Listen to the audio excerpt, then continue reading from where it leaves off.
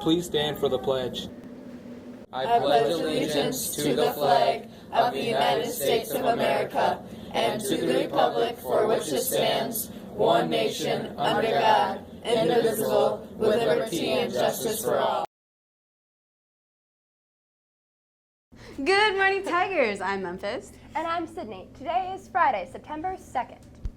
You're going to hear about some early outs for athletes, Senate elections, and more. But first, what did you think about this week so far? I already have homework. Thank God for long weekends.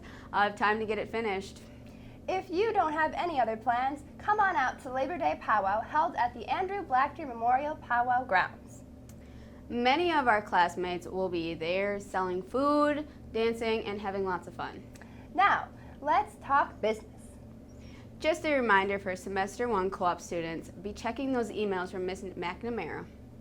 If you have not gotten the needed forms from her, do so ASAP, as they must be completed and turned in by Monday to the main office. Here's another form you need to take care of now. If you are interested in running for a seat on Student Senate this year, pick up a nomination form from Mr. Youngthunder or Mr. Ricken in the Social Studies wing of the building. Elections will be taking place on September 20th through the 21st. Now we've got some sports notes. The varsity football team, cheerleaders, and managers will be leaving to Lancaster at 2:45 today. Because of the leave time, those individuals will need to be out of class at 2:30 today. And did you hear? The Tiger cross-country team will be competing in the lacrosse this evening under the lights. This is a new meet sponsored by Viterbo University. Give those runners a high five today and wish them good luck. And sticking with cross country, anyone interested in joining our team this year should talk to coaches Markey or Ricken ASAP. We will be taking new runners through September 9th, and we are especially looking for young women to bolster our numbers. After GM97 is finished, stay tuned for some important announcements from Ms. McCullough and Mrs. Leadholm. But first, a old but great PSA. Have a great day, Tigers.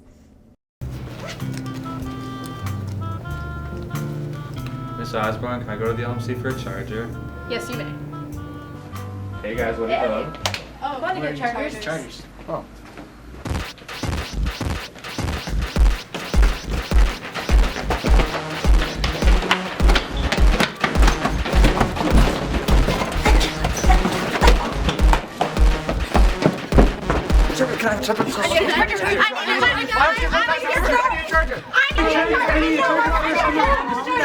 Calm down.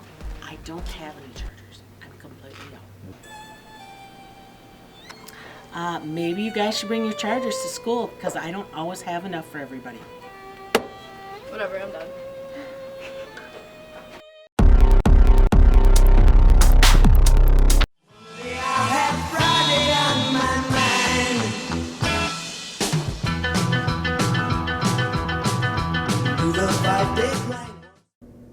Good morning, students. I'm Mrs. McCullough, Assistant Principal. This morning during advising, all of you will be signing the 2016-2017 Student Handbook. Your signature will indicate that you have received, read, and understand the handbook. The Student Handbook can be found on our school's website under About BRFHS. I would like to review with all of you some key points in the handbook. I'm first going to start with attendance. There are two types of absences, excused and unexcused. Students are allowed to miss up to 10 days per school year. A parent or guardian must call, email, or submit a note to the office explaining the absence. Once again, all students can only be excused up to 10 days in this manner. Doctor and other professional appointments do not count towards your 10 excused absences, provided, and this is an important point, that the student submits a note from the doctor documenting their visit. Unexcused absences mean the student is absent from school without a valid reason. Under Wisconsin state statute, a student qualifies to be habitually truant when he or she is unexcused all or part of 5 or more days in a semester. When a student reaches 3 unexcused absences, a warning letter is sent home notifying parents. And at 5 unexcused absences, another letter is sent home requesting a parent-student meeting. Tardies is another topic that falls under attendance. If a student is more than 10 minutes late to class, it is considered an unexcused absence. Furthermore, at 15 or more tardies, the student can be labeled as habitually truant, and the same protocol will follow with that. Our ultimate goal is to have all of you here at school every day. Without a doubt, there is a direct correlation between having good attendance and doing well in school. Our next topic is cell phones and other electronic devices. Cell phones must be turned off or put on silent mode during class time. Students may not use their phones in the classroom unless permitted by the teacher. It is very important that all of you know and understand your teacher's individual cell phone policy in their classroom. Students are allowed to use their cell phones during lunch and in the hallways during passing time only. And a special note on listening to music. Students must use their headphones or earbuds, and the volume must be at a reasonable level. Any music being played when others can hear it is not allowed at any time. Next is our dress code policy. Taking a phrase from our 1962 student handbook, the rule of reasonableness prevails when it comes to clothing. The underlying rule is when a student's dress disrupts the educational process, they will be directed to change their appearance, which can include covering something up or changing their clothes altogether. In some cases, a student may be sent home to take care of these needs. On page 13 of your student handbook, there is a list of items that are not allowed during the school day. Most notable in this list are hats, hoods, and other head coverings. In a few weeks, our Tiger Way team will be giving you all some historical background on why we have this rule. Nonetheless, it is our current school policy and is non-negotiable. Moving on is our hall passes. Your student ID will serve as your hall pass if you need to leave the classroom for any reason. Therefore, it is imperative that you have your ID with you at all times. You may pick up your student ID today during lunch in the main office. Lastly, we have student lockers. We encourage all of you to use and lock your lockers. We recommend not leaving valuables in your locker, as the school is not responsible for any lost or stolen items. Secondly, please do not share your locker with anyone or your combination. It is important that you remember that you are responsible for the items in your locker, regardless of how something got in there. So protect yourself and lock your locker. Please use this time during advising to review the remainder of the student handbook and ask your teacher any questions you may have.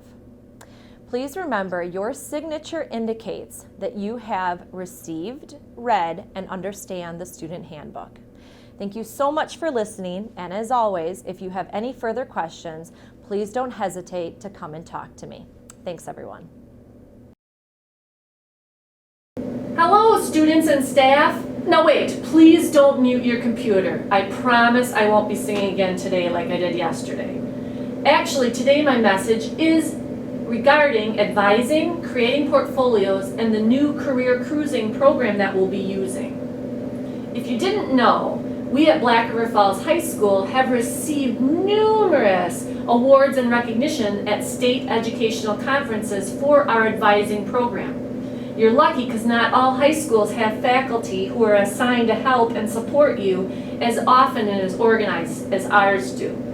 This is where you should be thanking your advisor. Come on! Okay, you might also not know, but the state of Wisconsin did pass a new law. Hey, ask Mr. Ricken about the process of creating a bill if you don't remember how that all works. But the law requires all students in grades 6 through 12 to have an electronic portfolio demonstrating how well they've done in school and what they want to be when they grow up. Our school will use our advising program and this computer program, Career Cruising, to save our portfolio. So you may ask, well, why would the state require this? Well, here's a little humorous explanation. Hey bud, Remember, if you need anything, we're just a phone call away. Don't forget to register for classes just as soon as they open, okay? Okay, Mom, Dad, relax. I'm gonna make the most of these 4 years in school. I have a plan. Freshman year, I'm only gonna take intro courses or easier classes. Just kind of like whatever I feel like. Definitely nothing with a writing assignment, though. But I thought you were majoring in English. No, that's just gonna be my first major. Sophomore year, I plan on changing it like at least 3 more times. And eventually, I'm just gonna choose the one that I have the most number of credits in and has the least number of classes before noon. Which actually won't even make much of a difference anyway, because I won't be going all that much. You won't be going to classes? Academics aren't necessarily gonna be my focus, if you know what I mean. Oh, yeah. Your mother and I think that you should have a more well-rounded experience than just partying. No, of course, Dad. I'm on top of it. Junior year, I'm gonna study abroad in a foreign country that is rich with culture. But I'm only gonna hang out with other Americans. Mom, come on. Senior year, I'm gonna turn it all around. I'm gonna take a summer course, I'll change my major 1 more time, and then maybe I'll have enough credits to almost graduate on time. Almost. Well, as long as you graduate with a plan, that's all that matters. Well, after graduation, I'm gonna realize that the real world and trying to find a job where I can pay off tens of thousands of dollars in student debt is just way too scary. So I'm gonna go into grad school, I'm gonna hide out there for a couple of years, and that's where I'm really gonna rack up the debt. Like, rack it up. You guys, I am so excited for my future. Rack up job options, not more debt, and maybe save your parents some money. Enter college with a real career plan and go to selfdirectedsearch.com. I just love that mom. She could be a counselor, you know. And the student does remind me of some of the former graduates, but no names, obviously. Okay, but we don't want to leave you worrying about and venturing off into the real world without a good plan. So each week, your advisor will receive the message of the week from me, sharing what steps or activities you should try and complete that week using either career cruising or any other activity programs that we have. Students are able to complete these activities on their own time, but your advisor will help you keep on track. Today, we're going to begin looking at the career cruising program by grades, freshman and sophomore in one group, and they will be working on the first activity, the learning styles inventory. And then our other group will be juniors and seniors, and they will be completing their first activity, the career matchmaker inventory.